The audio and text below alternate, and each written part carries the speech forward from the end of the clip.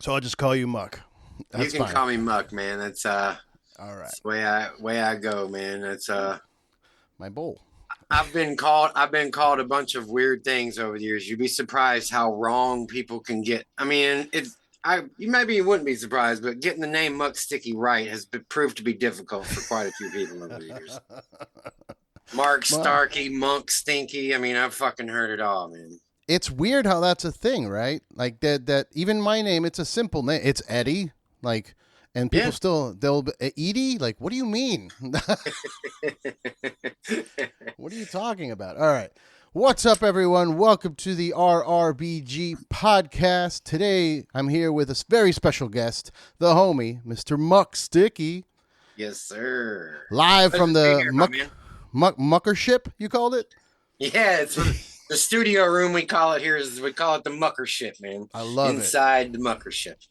I love it, man. I love it. You've got it all dialed in. Like you have a very unique voice and look about you, a presence about you that Thank it can't help but be pulled into. So my first question to you was, like, when did you first figure this out for yourself? Like, when did you think, like, this is, I have to pursue music, and this is the way we're going? Um, well, that first of all, thank you for the kind words. It's very nice of you to say. It was back around the turn of the millennium. Me and some friends, we were stoners. I didn't have a lot of friends growing up. I was kind of a loner, but the small circle I did, we were stoners, and um, to entertain ourselves, we started taking we had a karaoke machine. This is like 98, 99. Before computers and the internet were really a huge thing. They were out, but us poor folk didn't have them yet. Okay, all And right. so but we did have these cheap little karaoke machines that we could take, like uh rap singles. They had cassette singles back in the day, and on the flip side, you'd have the instrumental. So we'd take the instrumental and we make up our own funny words to go over the songs, right? Like uh, rec- record it onto a blank tape and then listen to it back. So it's surely for entertaining ourselves. And once we started making a few of them, and we're like, hey man, this could actually be something. I had been singing in a rock and roll cover band. We covered like Korn and Slipknot and White Zombie and all kinds of shit. And Mm. but when I was at a buddy of mine's house one day, and I wrote one of my first songs called "Homie."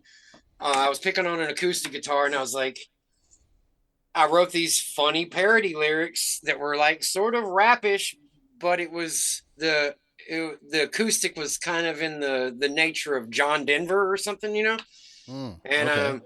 I was like, wouldn't it be funny if I put these, like, I'm from Memphis, Tennessee, home of like gangster rap and a lot of great music, but at the time, gangster rap was really prominent. And so I was like, wouldn't it be funny if I put these like gangster rap lyrics over this John Denver style song? And when I did it to myself in front of my buddy, we were like, oh man, it's hilarious. And I was like, but what if I just started making funny songs instead of like these mad, angry songs that I was covering? And one thing led to another, and it just sort of started happening. We started doing the karaoke tapes, and uh, I always had this idea that in order to make music, you had to go into a studio and pay hundreds of dollars an hour to make a song and hire musicians and all these things, which you did. Yeah. But my favorite musician of all time is Beck.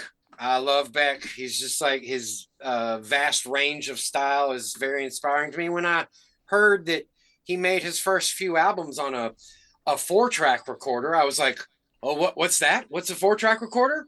Uh, because in my mind, I barely made 200 or 300 bucks a week, and to go into a studio for no telling how many hours it's going to take me to make my first song here, there's no way I'm gonna be able to save up that much money. But I could maybe save up and get one of those 4-track recorder things, and so I did that, and we did the once I did that, man. It was my mom loaned me a few $100 on top of what I'd made from my manual laborer jobs. I did tons of manual laborer jobs. I was a bricklayer, a construction worker. I did roofing. I was an ice cream man. I was a lifeguard. I worked laser tag, Subway, Nice. Blockbuster Video, all kinds of shit. And I saved up. I was working at a convention service at the time, and I saved up enough money to where my mom could throw in a few $100, bought a 4-track recorder, and the floodgates just opened. And I was like, oh, I can make a song about anything I want to. So I just started writing the funniest things that entertained me, and listening to like Rick Rubin a lot lately, him talking about, doing it for your own sheer entertainment. Like that's always been where it's come from for me, man. And like that really resonates with me. So I don't know. I know. Hey man, it's been resonating with a lot of people. Your stream numbers are crazy. You posted a rap of the year, I think it was at the end of the year, and I was like, damn, 40 million? Like what? Yeah, it's been pretty wild, man. We put out our first album 20 years ago in 2004. I just I didn't let anything hold me back. I was just like, I'm just gonna do this shit my way, and I'm not gonna wait on for anybody to come along and give me a big fancy record deal or anything like that. I'm just gonna do it my own way.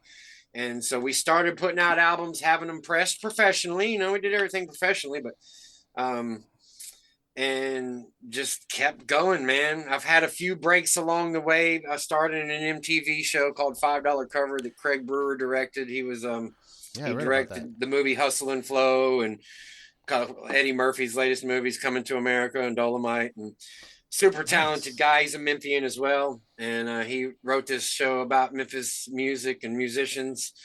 And we played ourselves. I was one of them, and so that was a pretty decent break. But as far as a lot of like huge industry mainstream press or anything, I've never really cared too much about that because making the music is just what matters to me. And I always told myself, if I make the music, it's like the field of dreams. If you make the music, the people will come. You know what I mean? And that's what's happened in the last 2 years. All this viral shit on TikTok and Instagram we had nothing to do with like trying to make that happen. It just organically happened on its own. So That's amazing, man. And I mean that is the benefit of this time. Like you I'm assuming we're a similar age. You might be a couple years older than me, maybe. I'm not sure. I'm same 42. ballpark, I'm sure. Yeah, we grew up. Yeah, we're I grew about up the at the same age. yeah. Yeah, 90s then were my prime times. exactly, the 90s. I remember the first fucking chat room, you know what I mean? Like Yeah, yeah. there it's a different time now, and a lot of people they complain about it like, "Oh, it's crazy times." And I it's all these, but you've used it to your benefit, which is what I try to tell people. Like this is a useful tool. You can hate on social media all you want, but it's a useful tool to get your voice out there. It's a way to. I mean, music since the dawn of time has been about connecting people. People coming together in tribal circles and playing. Or Yeah. even Yeah. in like 60, 70 years ago in the first festivals and Woodstock and things like that. But long before the internet, music brought people together. Yeah. And I see the internet as sort of an extension of that. It's a way, because when I started, like I said, turn of the millennium, there wasn't really an internet. I was one of the first, I think, million people to join MySpace when it first Mhm. came out. A buddy of mine got clued into it because he was in the college scene, and he was like, "Man, you got to join this MySpace thing." So I did, and started really plugging my stuff on there. Had some viral hits on there, and I just saw it as a way to connect to more people than just in a local scenario. Like if I'm from Memphis, the best we can do is hold a show and get people from the region. Maybe a few people fly in from out of town or travel from a couple hundred miles away. But for the most part, that connection is only happens in a local space. Whereas the internet, man, I get to connect to people all over the world. It's like 200, I think it was 176 countries last year listening to Muck Wow. Sticky. You know what I'm saying? So, It's wild, man. for a Yeah, because guy you that's never had a record deal or a major management or agent or anything like that, built this shit from the ground up, grassroots. It's proof that anybody can do it. You know what I'm saying? Like you can do it on your own, and it may take you a long time doing it on your own. but it's worth the wait, you know. Look at Absolutely. what's going on with Jelly Roll right now, man. That dude's been at it so long. I did a tour with him like 10 years ago. And dude, he is just stuck with it. And to see him nominated for like and win best new artist and shit, you know what I'm saying? Like, he is not a new artist by any means, Yeah, but yeah, yeah, yeah. the industry has recognized him now, so that he's a new artist within the industry. And it's really inspiring to see that, you know, after that long of working at it, you can still do really well for yourself, you know? So, Absolutely. Absolutely. It's a tough journey for sure. Like that's what I was going to say. Like thanks to the internet now, you know, you don't have to get in a van and tour relentlessly for the entire year just to get the word out. You know what I mean? You can get the word out and then do the tour once people already know what's up and they show up, yep, you know? that was my whole thing. I started out uh, in 2002. I got a gig touring with the band Saliva Oh, as their nice. roadie. I was their merch guy and band assistant for like 3 years. We did the Kiss Aerosmith tour, played with every big band that was popular back then, every major festival. And so I got to see the music business like from an inside perspective, you know, like learn how the inner workings of it go down, you know, and touring especially. Uh, our tour manager for about a year was Scotty Ross, and that dude is like one of the most legendary tour managers of all time. He did Journey and Van Halen for 11 years, the Jackson 5, tons of people. And I was his right hand man, and I learned so much from him. I often tell people it's like going to rock and roll college with Einstein as your professor, as your personal professor and tutor, you know? Um, Nice. and so I learned a lot about how the business worked and the, you know, the ruggedness of the road life. And I kind of said, you know, I'm going to use the internet to uh, sort of circumvent having to get out there in the van and stay on the road for months at a time and build up enough of a following to where now when we book shows, we get great guarantees. We don't have to worry about hustling and, you know, I mean, we do hustle and work. Everything's hard work, you know, but uh, you, the internet has definitely enabled us to get better bookings and not have to struggle as much out there on the road. Absolutely. And not and just invest in yourself in terms of the work, you know, like what you were trying to say, like the hustling, you're not having to have a day job. You can spend your time working on your shit because you've Yeah, built this absolutely. now. I haven't had to work a day job. This will be uh, my 20th year that I haven't had to Nice. work a day job. When I put out my first album, I left Saliva, and really Saliva was a day job, but it wasn't a day job. I mean, you Right, know, right, right. rock and Yeah. roll. I mean, Yeah. but my last job where I worked for like I said, the convention service I think was 2002. So, you know, having to being able to rely on that, and I also enabled my mom to retire like 15 years ago from her. You know, she was a private Christian school teacher in an inner city school. It was really rough. And when I started doing well enough with my own music, I was like, hey, you know, you're not going to do this anymore. Uh, Quit that, and I'll just take care of things for you, you know. And so that there have been a lot of great rewards that have come from having that education on the business and how to, you know, really uh, maintain ownership of your work and not get screwed over with bad contracts. Man, I've been handed a bunch of bad contracts over the years. I tell you, and Oh yeah. learning what I learned saved me from utter disaster, you know, ruin. You know, somebody else could be owning my shit right now, making all the money from it. Exactly. For like a temporary big moment, you know what I mean? Like you'll have a big they'll put you at the top, you'll do the VMAs and all this shit and then all of a sudden you're bankrupt. So Yeah, you're back wherever you came from, working yeah. break knuckle job somewhere because you don't own your stuff. And you know, I feel very blessed that I've come this far and been able to kind of like avoid some of those pitfalls that a Pitfalls, lot of yeah. artists experience, especially in the early time of their career. You know, I didn't have anybody. I had people try to take advantage of me, but because I had um, good people around me and, you know, wisdom from, you know, what I learned through the business, it just enabled me to say no, no thanks, I'm good on that. You know what I mean? Yeah. And here I am in prime position to do really well. You know, whenever we, as time goes on, really, it's just about, for me, it's about having something solid to do every day that I enjoy doing. I enjoy being here in my place and making music. I do enjoy playing it for people out in a live performance setting.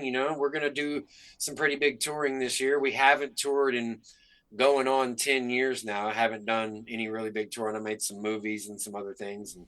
Um, Well, the but pandemic happened, I mean, and the that put a pandemic stop on happened, tour. that was really rough, especially for, somebody who hadn't toured for a few years prior to that. It was just, I was like, all right, I'm just going to hunker down and start recording and making songs and doing these videos and putting them out on the internet.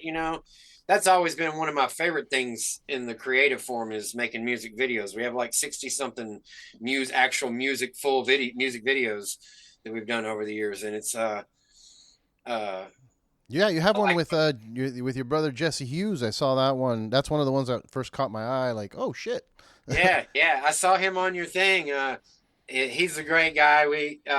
I've been a fan of him for a long time, and my producer, my best friend that I work with, has always been a big Eagles of Death Metal fan, and so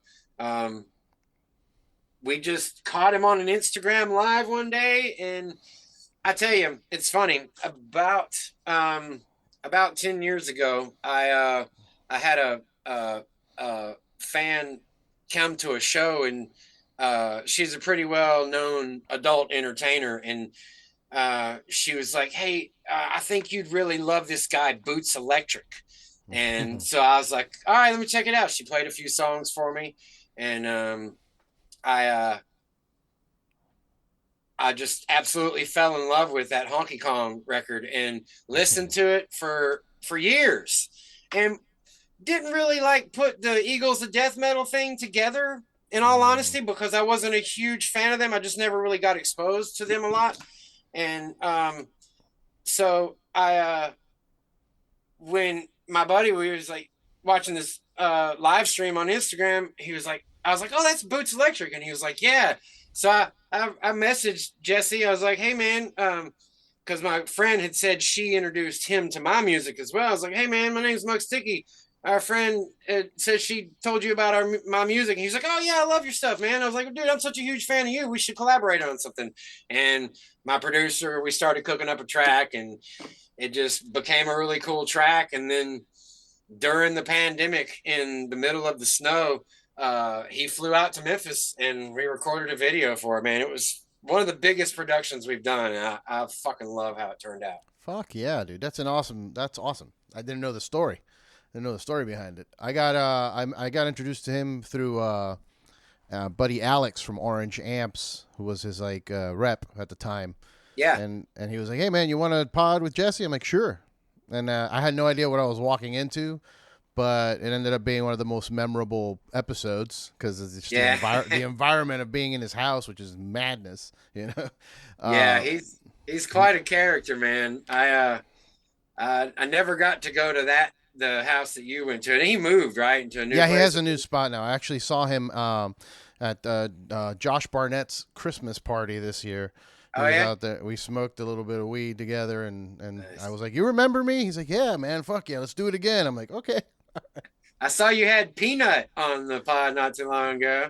Yeah, I love Peanut, that guy. Man. He's such a sweetheart. We've got a collaboration in the works. I'm kind of waiting on his end of it back. So love Peanut. Super cool gap, man. Yeah, he's a cool dude. I got introduced to him through beer because I was working in the beer industry, and they were doing stuff with some of the brewers that I work with and knew. And then we're like, "Hey, let's talk about your beer." And he's like, "Okay." And we did the pod. And then after that, he started hanging out. We would go to the comedy store sometimes. So like now we're homies. And I was just he's pretty cool wild. I love the comedy store. I played there once. It's probably been about 10 years ago. I did a little short set there. It's been quite a long time though. So you're still living in Memphis right now? That's where you're at? No, I moved to Tampa, Florida about 2.5, 3 years ago. I just needed some warmer weather, man. I have lived in LA off and on from time to time over the years for short periods. But Memphis is originally where I'm born and raised. My my mom's father was a Sun studio musician. He sang backup for Johnny Cash and Elvis and Jerry Lee Lewis and Charlie Rich and all those cats. Wow. So a lot of Damn. Memphis is always will be home Yeah, for yeah. sure. Let me ask you something. And this is a little personal, and you don't have to answer it if you don't want to. But you mentioned your mom was working in a Christian school. Yeah. Yes. Now, was there any heat there when you started with doing the Muck Sticky stuff and the smoking and the gangster rapping? Was there any heat there?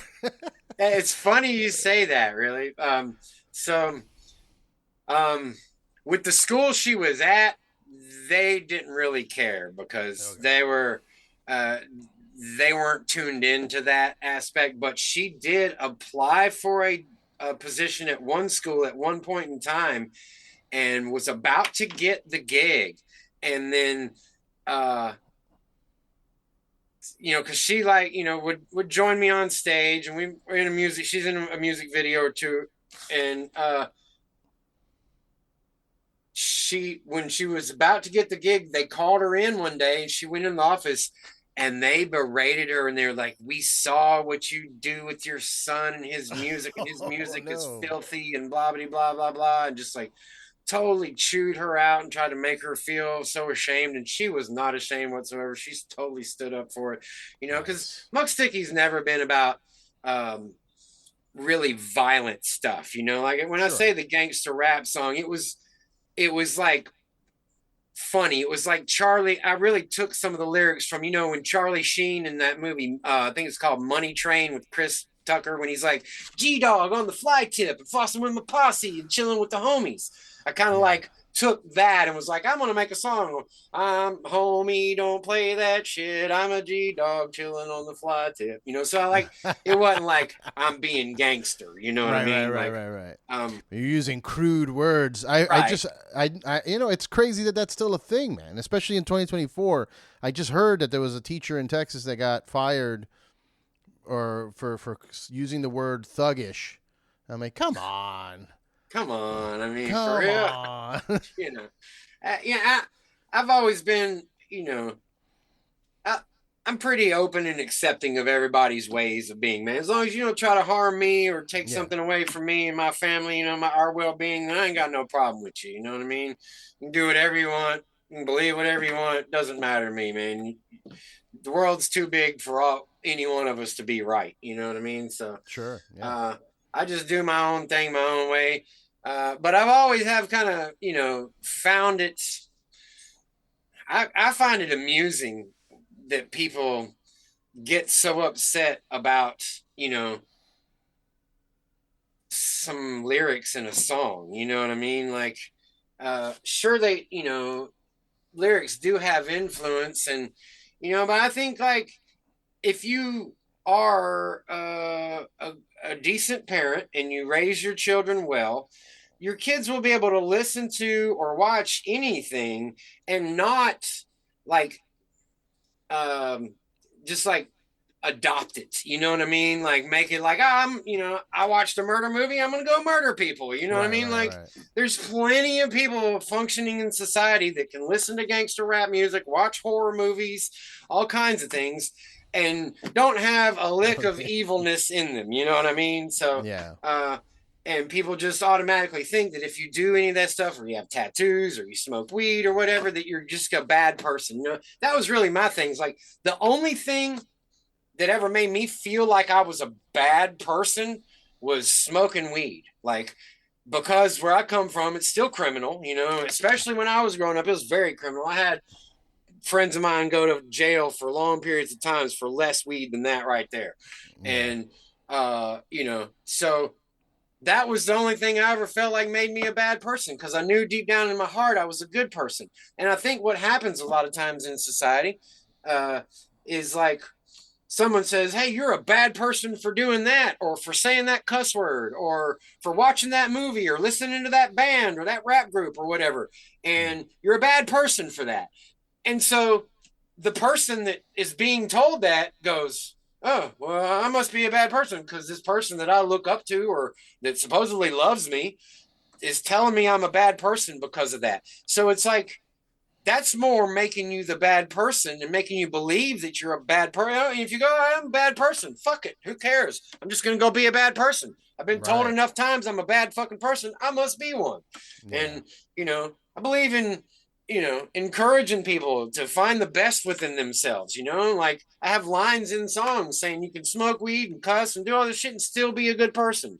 It's what's inside of you and what you believe about yourself is what you are, not what somebody says you are, their perception of you, because they only know a minute fraction. In all reality, it's just what's going on inside their head about you. If you think so and so is a bad person, does it make that person a bad person? No, it doesn't. It's just what you're thinking about them. So, and the same thing goes for when somebody thinks that about you. Just take it with a grain of salt and fucking move along. Oh yeah, I learned that lesson when I was younger. With it was actually a Tool lyric. All you know about me is what I've sold you. Yeah, I love that fucking line. There's a great Manson lyric that's I'm a million different things, not one you know. That Yeah, song, that lyric was always resonated with me. You know what I mean? Like I hear you. I hear you. It's I'm a good. rock and roller at heart, man. My music may be kooky and corny, but I'm like from about, I would say probably like 15 to 23, 24, man, that's all I listened to was classic rock and I got into heavier rock. I was a huge Manson fan for years. Jim Morrison's one of my biggest inspirations. Oh yeah, Um, I listened to a lot of the Doors as a kid. yeah, man, I mean, Yeah. that's where I like the Doors changed my life, man. The first time I ate acid, man, I How old listened to are the you? Doors. Huh? How old are you? First time you did acid? I like to tell people when they ask, because time is just a bullshit concept anyway, created by men to tax other men. All I'm right. older than an apple, younger than a mountain. For a Muck Sticky, I'm just right. But if you want to go by calendar years, I'm in my Well, now mid you're 40s. okay, mid 40s. But like, how old were you when you took that hit? Because I did mine when I was like 12 or 13. Yeah, I think I was 17, Nice. Okay. like mid 90s when I did. Funny enough, it was the night of the April 19th, 94, Oklahoma City bombing. I'll never Oh forget it because wow, I that's when you grew were. up. I grew up in a very southern um, religious Yeah. environment, and you hear doomsday stories all the time, and then um, so we had been hanging out all afternoon and evening, and things had uh, gone really crazy. The one, it was three of us, and the one friend who had done it before, um, his girl, about an hour into it, his girlfriend called and was mad because he had done it without her. So he left on foot to go walk home, which was like 5 miles away. Left the other two of us there with nobody experienced whatsoever. And we're just like, it's just starting to kick in. And we had all said about 10 minutes earlier, we were like, this isn't working. It's supposed to happen in like 30 minutes. Let's take another one, you Oh know? no. And it was double, they were double Not dip. that. So, No, not that move. um, My goodness. so anyway, the night goes on, and then we go to turn on the TV, and it's like the front of this building is blown off. Armageddon's happening. You know what I mean? Like, dude, we lost our shit, bro. Like, we Oh, thought the bad world was trip. ending. Jesus was coming back, sky was parting, the whole 9 yards, and it was quite scary. Yeah, Quite a yeah. scary first experience. So, I don't fuck um, with acid anymore, man. I'm done yeah, with man, those. I lightly dabble in psilocybin every now and then. I pretty much just smoke weed. I'm going on. This is be my 20th year from doing any hard drugs. You know what I mean? Yeah, not Good and worth it. acid. Yeah, so it's not worth it, man. It's just Yeah. yeah. I had mine. I was I think 12 or 13. My family had dropped me off at a friend's house. They were all the kids were congregated into one house so that all the adults can party for New Year's Eve. Oh yeah. So they had all the kids there, and they left one girl in charge. She was 17 years old, and of course, she just threw a massive party for herself and her friends, and then all the Right. kids are at this party. I somehow ended up in a room with her, and she gave me my first hit, and I was just like, Wow. what the I was like 12 or 13, like the walls were Wow. melting. I'm like, what is happening? Man. But then after that, I did a Euro trip in my 20s and came back with like a vial that someone, my buddy Jay, had given me, and it was just a vial of liquid acid. I'm like, what do I do with this? And it just for weeks on end, my friends and I, we were living together in a house making music, and we just hit a little bit of hits here and there until we, Yeah. ran out. But man, the last time I tripped was so terrible that I woke up in a fetal position in my friend's house. I'm like, you know what? Maybe I don't do this anymore. I think I'm good. Yeah. I totally didn't fuck with any psychedelics for like 15 years, man. The last time I did, before my long pause, I I had reunited with the rock band that I had been in years prior. This was a couple years after I'd been Muck Sticky, and I went to their house and drank some mushroom juice, and it just got really weird. I went to this bedroom and they had all these like skull paintings and stuff everywhere. It just kind of freaked me out, and so um, I decided to stop fucking with it. And then I was living down on the beach in Pensacola for a little while recording a record, and a buddy brought me some ground up mushroom dust, man. And I just started taking a little pinch and putting it in like my applesauce every couple of days, and micro dosing or macro dosing or whatever you want to call it. And Yeah. it just, man, just sort of like helped me deal with a lot of shit that I had not dealt with in a long time, and sort of relieved me of some of the anxiety and stress that was really self-imposed. Yeah. Um, so I think that happens to people a lot in life. We experience traumas and um, bad feelings and connections with people, negative experiences. Somebody gets mad at us. We have a breakup with a significant partner or something, and uh, you start to, it kind of roots back to that same thing about you're a bad person if you do this, and like you start thinking that just because you've had a negative experience or something that it's a core bad thing about you, and Oh yeah. it's not really always that's not really always the case. Sometimes you do have bad things inside of you, and you need to fucking figure them out and address them, and uh, not make sure you're not that way. But Yeah. for the most part, man, we're all innately good people. We all have good hearts and good souls and spirit. And if you connect, mind, body, spirit is a big important thing. And I think too many people get caught up in the mind.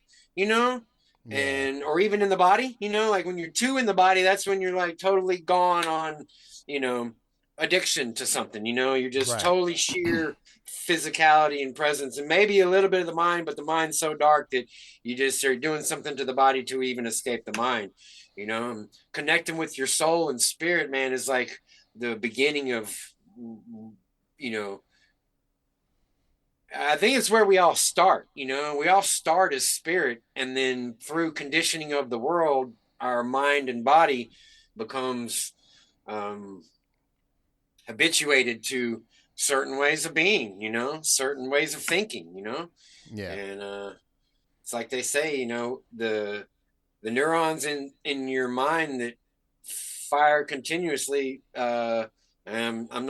I'm paraphrasing somebody and butchering it at that, but you know the the wiring in your mind, the more you think those thoughts, the stronger the bond becomes in those neuro connections, and Yeah. so if you're thinking negatively all the time, it's going to become more that way for you, and your experience of life is going to be negative, whereas if you think more positively and focus on better things, it's not to say that you're not going to have negative experiences or that negative things don't exist in the world. It's just that you've learned to focus more on the better stuff and the better parts about you. Like that's what I try to encourage people, man. It's like figure out what's good about you and amplify that. And um you know I, I don't I know. I've told people it's kind of like an old school radio, like the analog dial radios, and like as you're turning the knob, you're tuning into the radio station, and it could be 106.1,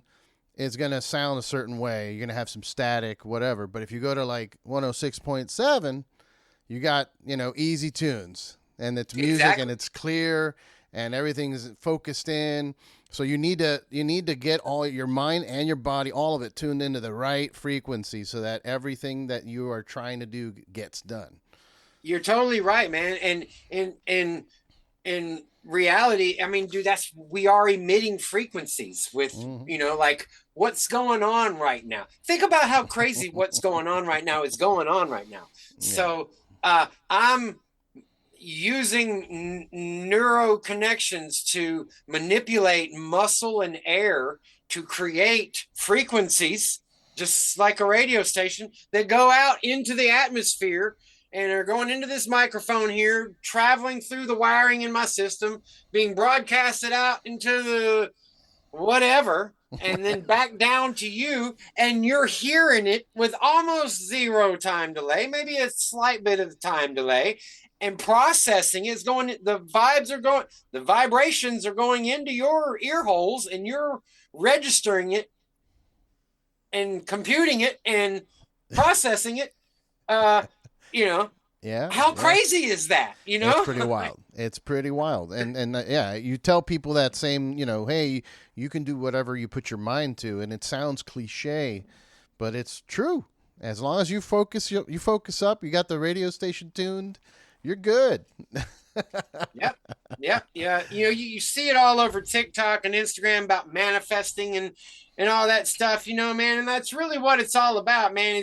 You know, it's not like if you write something down 3 times in a book every day, that's going to magically like call upon something to make it happen for you. Some people will tell you that. Yeah, But yeah. for me, I think it's more just about creating a continual way of being. And that's what attracts the shit to you. You know what I'm saying? Whether it's money or fame or success in your business or love or whatever it is, good health, whatever you focus on is what I think manifests, what grows, comes into fruition. And so uh, for me, I've just tried to, you know, I do my best not to say the word try. When I catch myself saying the word try, there is no try. There is only do or do not, right? So you That's right. either uh, attract good things and emit good vibes, or you don't. And not all of us are able to do it all the time. I certainly Hmm. don't do it all the time. I get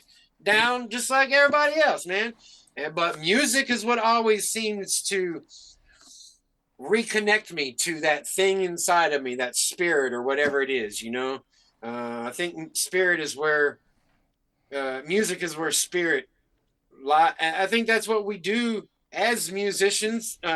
Most artists will tell you this. I heard lots of people saying it all the time. Jack White says it, and I'm paraphrasing again and probably going to butcher it horribly, but he's talking about Michael Jackson. The the thing to do is when you get in the room is to open up the channel and let God come through you, you know. Because, dude, when I'm writing songs, dude, I have no idea where this shit comes from. Like, dude, if I could, there's nowhere I can pinpoint it, but it comes through in such a way that I know it's magic, and I know I'm something's coming through me to make this thing happen. It's like, You're transmitting. You're like a vessel of the energy of the frequency. right, and you're hearing me speak to you as this me right now. I'm not like, hey, Muck Sticky, blah blah blah blah blah. Like Muck Sticky is like it's an archetype. It's a spirit. It's a thing. I've Yeah. never been able to fully put a word or any group of words on what that is for anybody, whether it's you or Steven Tyler or George Clooney or who the fuck ever. You know what I'm saying? Whatever it is that makes you the you that's you. I think we all have that, man. And the more we connect to that thing that makes the you that you, like, the happier you are, and the more tuned in you are to that thing, that channel, God, whatever you want to call it. You know what I mean? That to me is the definition of the word success. Like a lot of people, they want to attach monetary value to that word. To me, it's not that. To me, it's you're successful if you've tuned your radio station to the right frequency. If you are living a happy life, surround like fully realized version of yourself, or maybe even not fully realized version of yourself, but you're getting there and you're working on it, and it's the trajectory is you're on your way. So even if you're doing that, that's a success, I think. Yeah, it's famous lyric, life's a journey, not a destination. You know, that enjoying your life as you go through it and experiencing every step of it along the way uh, is it's so undervalued, man. I didn't for a long time. I didn't appreciate the early years of my career. I wanted it to be more than it was so Mm. bad that I didn't just enjoy that step in the journey, you know, and it probably blocked me from a lot of opportunities and kept me from, um, you know, I've rubbed elbows with some amazing people, and if I were to tell you right now some of the embarrassing stories that I've done to embarrass myself around people that could have totally like changed my life, but I was so not being where I should have been right there in the moment. I was trying to inflate my boat, you know what I'm saying? Or like my Right. Yeah. sails or whatever the fuck the term is, you know, like I was trying to be bigger than I was, you know, I wasn't just I'm a new artist. This is what I am. You know, I try to be like, I'm this big thing and like, you know, talk myself up a whole lot, you know, like, um, it got in the way, man. You know, if I had just been who I am, where I am with what I have, you know, which was a philosophy I've adopted in the latter part of my life. I don't know if it's, I think it's like Eisenhower, they quote as saying it like, do what you can with what you have where you are. Um, that's man, that's mental. That's helped me out a lot in this last half of my career. You know, But it's a hard thing to do, man. That's a very difficult task to put upon yourself of because you when you're doing that, when you're coming up and you're in a room, let's say with some pretty big names or whatever, you want to be seen as a on their level because you want to be respected as a peer. So you sometimes you have to like manage like what are the words I'm gonna say so that they know that I'm doing my shit, but also not punish, yeah, or anything like that. And it's hard. It's not easy. not Not, if you everybody know could do it, then everybody would be famous. You know what I'm saying? exactly, exactly. And you know, it is important. You should want to surround yourself with people who are better than you. You know, Yeah. and so you can elevate yourself to that level. Because if you surround yourself with a bunch of losers, you're going to be a loser. You know, like Oh yeah. and Oh yeah. as much as in society we want to say, oh, nobody's a loser. There are fucking losers, dude. There are people out there that don't give a fuck about this amazing thing called life that they've been given. You Oh yeah. fucking woke up today and you got an opportunity to do some shit with Yeah. your time here. One of these days, you're not going to wake up, you know, Mhm. or you may be awake. You may wake up one day and that's your last one. You're going to die during that day. You know, like you never fucking know. That's the cool thing about life is like, if you're not scared of that, and you live each day like it's your last, you know, you're able to uh, fully immerse yourself in the world around you, the connections you have with people, the bonds, you know, the friendships, the family connections, you know, like you appreciate it so much more. I'm every day like I start out the day and throughout the day and go to sleep at the end of the day saying, man, I'm so thankful for this life and my mom and my sister and my kitties and my music and my friends and my fans. And like, I just start, it's like the Sound of Music. I tell people this all the time. You know that song in The Sound of Music when she's like, raindrops and roses and whiskers Mhm. on kittens. The whole thing is like um, when the dog bites, when the bee stings, when I'm feeling sad, I simply remember my favorite things, and then I don't feel so bad. And that's just like an exercise in being grateful for your life, you know. And the more you're grateful for your life, you're like, oh yeah. it's not so bad because I'm thinking about, and it relates back to what we were talking earlier about what you focus on. You know, like the more you focus on the shit you're thankful for, the more there will be shit to be thankful for in your life. Dude, I could walk around all my life every day and being thankful for shit and people and experiences and, you know, I'm exceptionally thankful for this experience, man. I've been wanting to be on your podcast for a long ass fucking time, man. I've I'm been sorry following you it's for taken some so years now, long. and I mean, I've probably been following you for like, I don't know, 4 or 5 years now, Wow. and Thank you. uh, That's crazy. I don't think so about that. I don't. That's the thing. Like I don't even like when I think about, like you said, time is a construct. When I think about time, I look people like, oh yeah, I've been listening for so and so years. Like what? I don't even. I've been doing this for years. Shit. you feel like Whoops. it just got started. I'm the same way, and I like my first show was in 2001, and that's fucking forever ago. But I still, dude. I'm like Jelly Roll, dude. I'm gonna win Best New Artist one of these days. You know, I'm fucking been at this shit for 2 decades. You know, so Yeah. um, I still feel like I'm up and coming, and I think that's an important thing. Because if you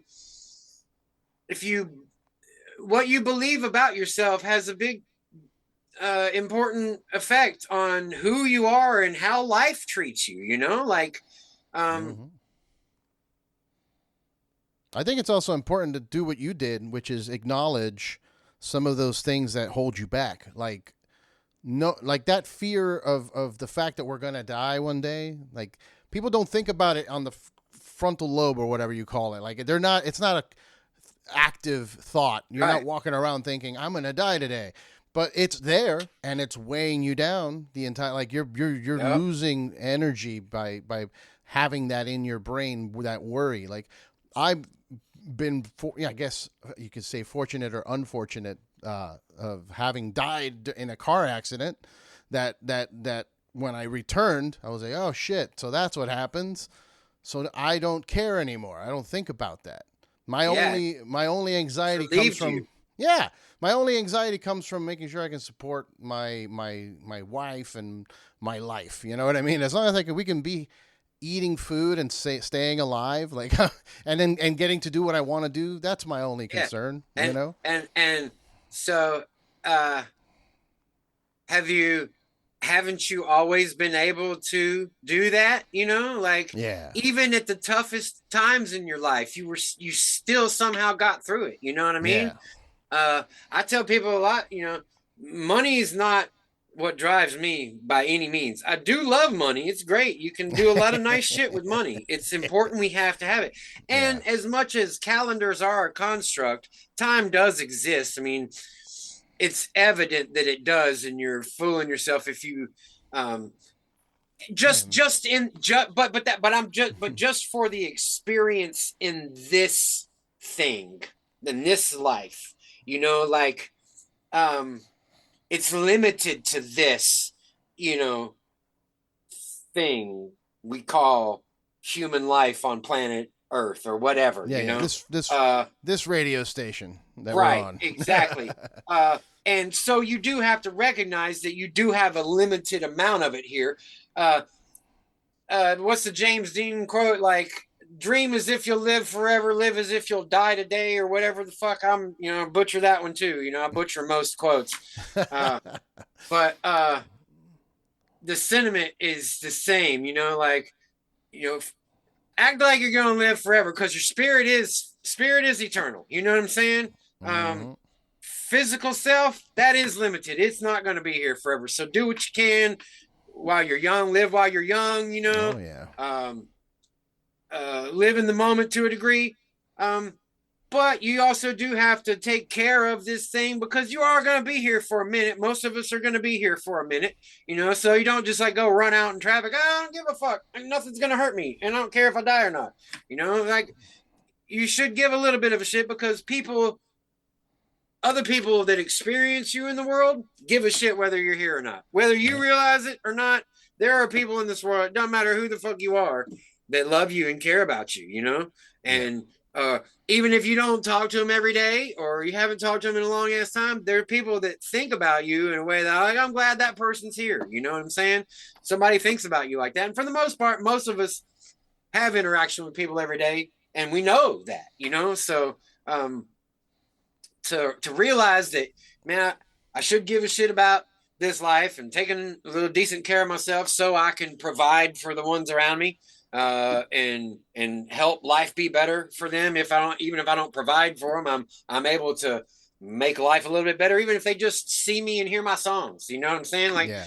that's the way I look at it, man. A lot of people in this world will never see me in person because I don't tour a lot. I'm kind of like a ween when it comes to touring. I do a and I'm gonna be that way. I do select amount of shows, the only ones that I feel like I want to go do. I only play when I want to go. I don't have to go do it. Yeah.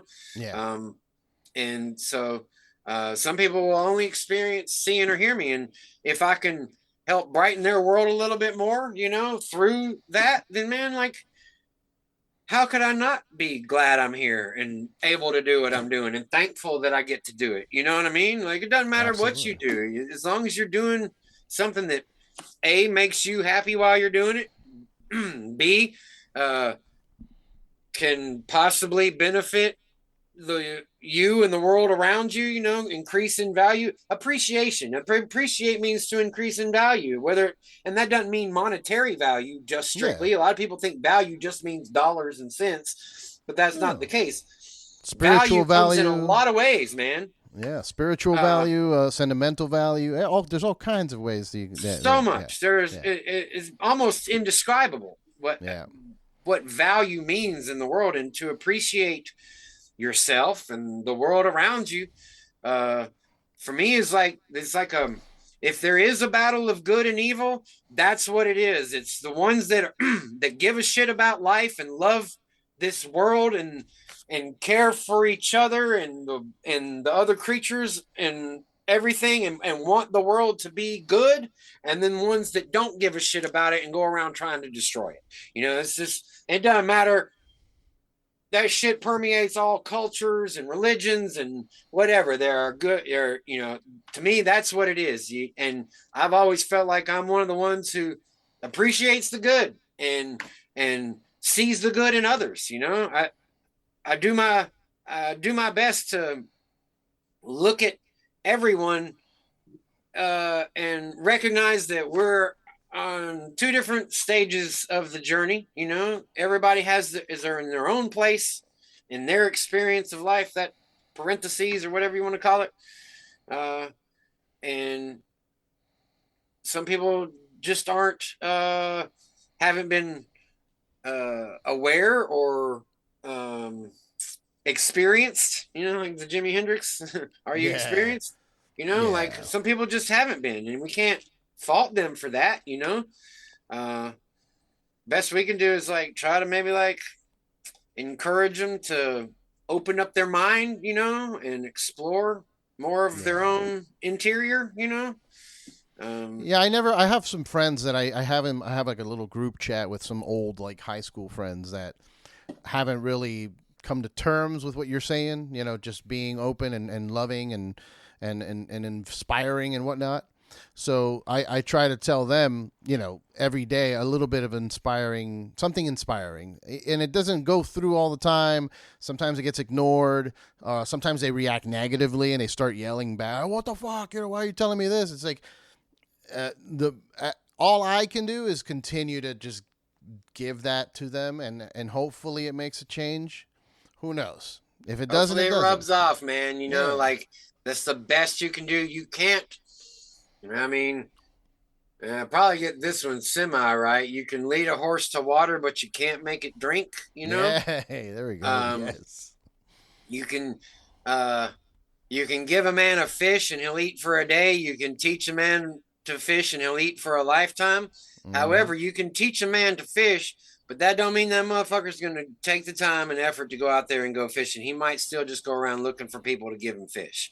Yep. So um, best you can do is hopefully pass a little bit of that on, and if they accept it, they accept it. If not, keep moving through your life, doing the best you can, making your life the best it can be, and elevating the people around you. Like, I tell people all the time, that's if I have a mission, it's to help elevate people from, because I know what it's like to be at a very, very dark, negative place. A lot of people just perceive me and think, oh man, he's this happy go lucky dude that never gets depressed and has never experienced anything bad. Man, dude, I've fucking been to the fucking bottom more times than you want to fucking hear about. And I know pain like most people don't.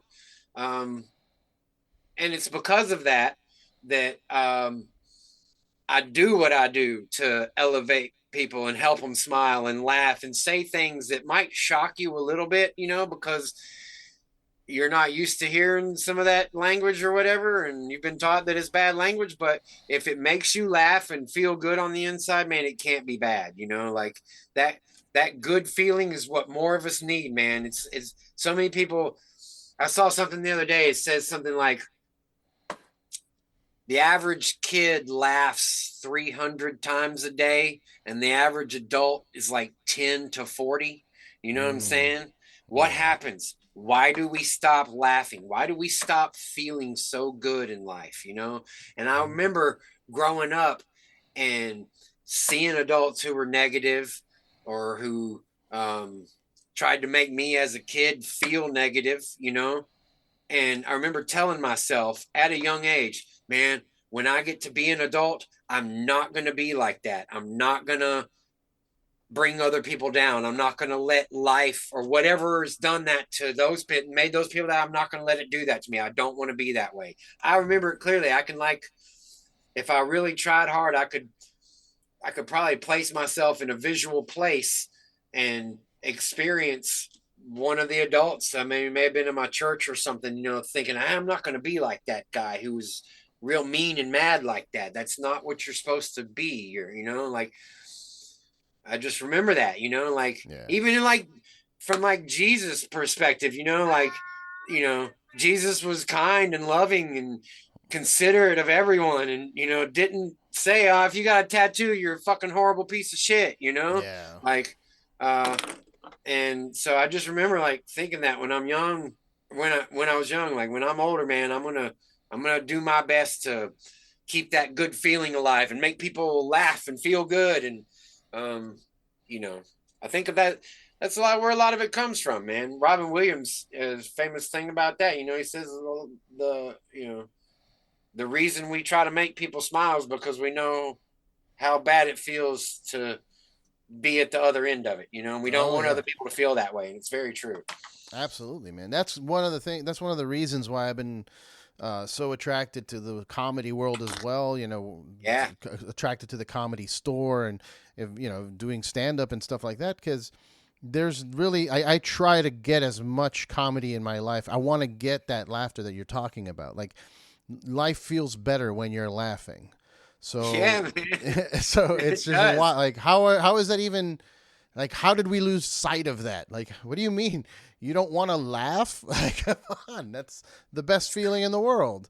Yeah, it's crazy, and it's amazing um how many people out there work really hard to make people laugh. You know, I see a lot of you know a lot of people out there at the comedy store and people you know.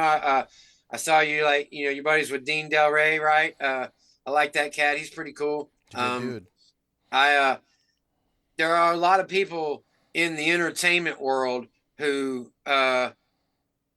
you can tell didn't have the most positive experiences coming up, you know, Yeah, yeah, growing up yeah. in the world and come from harsh realities. And to be able to like not let that get the best of you and be able share to overcome it and share laughter with a room full of people, man, it's just like that's like to me like the essence of humanity, of like the best of humanity. You know what I mean? And I don't care, you know, what you say. I mean, like there are there are some things that just aren't funny, you know, and Sure, but but that's because it's coming from a place of hate when you yeah, you say know, it, you like know? if you're not doing it in a way that make is levity, and you're just like dark, and like Yeah, you could you could you can you could there's no theoretically levity in it. You know say what I'm saying? anything. You could technically say whatever as long as you're doing it right. As long as you're Yeah, putting out the man. right That's vibe behind it. Yeah. exactly. I don't have any problems. I have no problems with any. I've been watching comedy since I was a wee one. I mean, Have you thought when about doing it? man, like I Mm. said, I did a little set at the Comedy Store about 10 years ago. I have thought about transitioning my show into more of a comedic space, because a lot of my music is comedic. Yeah. My live show is more like a hip hop dance upbeat everybody jam. Like I'm keeping you rocking, we're bouncing, people are cheering and screaming. That's more what my live show is. That's where the energy is.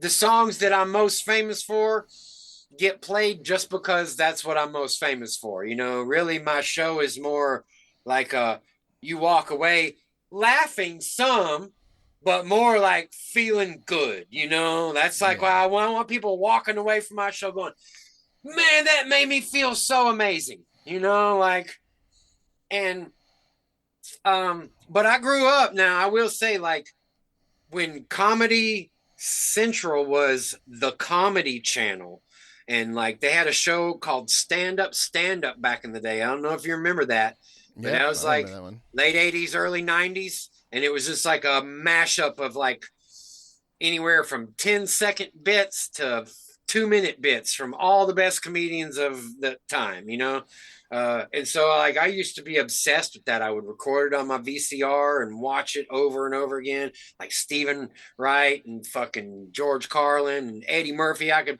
recite you most of Raw and Delirious probably by heart. I one time when I was a young man, I did Dennis Leary's No Cure for Cancer stand up for a friend of mine, and I went to his house in North Carolina, and his dad and a bunch of people were all hanging out, and we put the CD on, and I like did his whole stand-up routine. I spoke it as he spoke it. It was kind of like a sing-along essentially, but I fucking comedy comedied along to Dennis Leary's No Cure for Cancer, the whole thing. Oh, that's such a good one. So I mean, like I love stand-up comedy, and I do have a bunch of jokes written down that I've thought, man, eventually one day I'm gonna get up and just like do this as a stand-up thing. But for now, I'm still the music is where it's at for me. Um, Okay. I kind of figured like once I got to where the energy of playing live is, I want to tone it down a little bit, then I'll transition into just standing there and talking.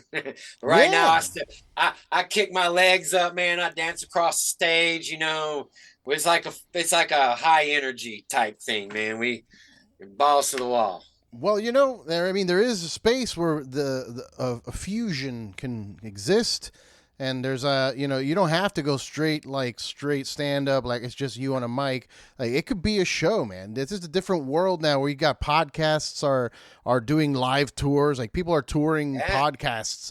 So I feel like it could be kind of like there's music, there's performance, there's stand up, there's just fun time. It yeah. I sounds like a mean, fun time to me. I've always sort of envisioned the big show. When you're in a small club, things don't translate quite as well as epic as you'd like them to if it was on like a theatrical stage. And I've Sure, always sure. seen my big show like that on a in a when I'm big enough to be playing bigger stages, I guess. Gotcha. And which we're getting really close to now. Um, uh, I like a lot of guys like Bo Burnham and Yeah. Stephen Lynch was really popular when I was, really like I liked his shit a lot. So I do see that. Uh, and what's the guy from Whitest Kids You Know? He did a thing where he was Foley. like did a lot of music too during his set. Um, so I get the right agent and they can book me in the right venues, then we'll expand the show to more of a blend of all that stuff. I did have This was about 10 years ago, 12, maybe 8 years. No, that's 2011, right? Like 13 years ago. Um, I partnered up with the guy who created the Rock of Fire Explosion. You remember the animatronic band from Showbiz Pizza Place back in the day with Fats the Oh, Gorilla and like a uh, Chuck E. Cheese type of thing. it was Like what a Chuck E. Cheese was. It was the competitor of Chuck E. Cheese, and like they really were the ones that innovated the animatronics. And then when they sold it to Chuck E. Cheese, it became like super robotic and no life to it. But this dude, like, created the animatronic thing with those characters, these iconic characters. We'd kind of joined up, and we were going to do a big tour where it was like big theatrics and a blend of comedy and music and motivational speaking. And I do have this vision for a grandiose show that I will bring to fruition one of these days very soon. Oh, that's awesome, man. I mean, Yeah, well, you've got the tour coming up. I mean, it's on your website. You have a 2024 the Best Around tour.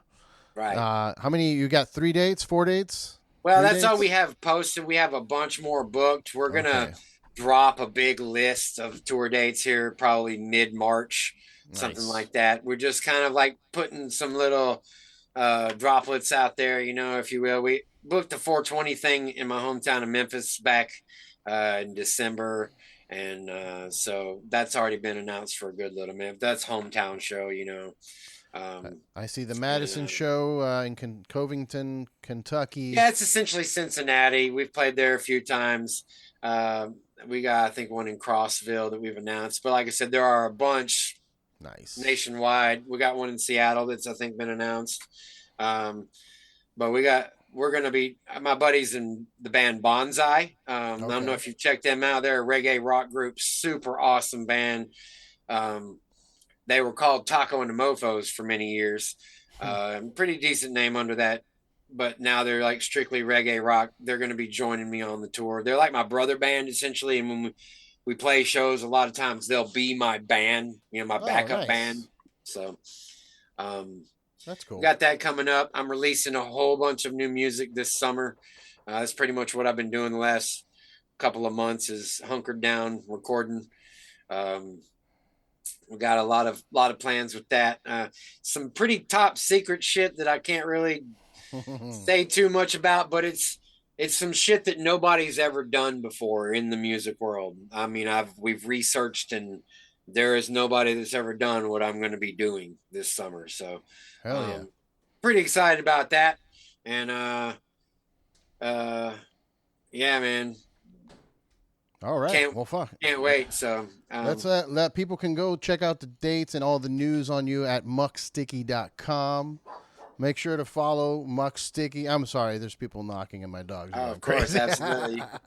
It's the cue. It's the cue to go. The life of the So, entrepreneur. Um, but yes, please follow Muck Sticky at Muck Sticky yeah, on all man. the things. Mucksticky.com to get all the dates and everything, all the news. Dude, thank you so much for doing the podcast. I'm sorry it took so Man, thanks for long. having me, Eddie. Man, I really appreciate it, bro. We'll It's do it again soon, yes?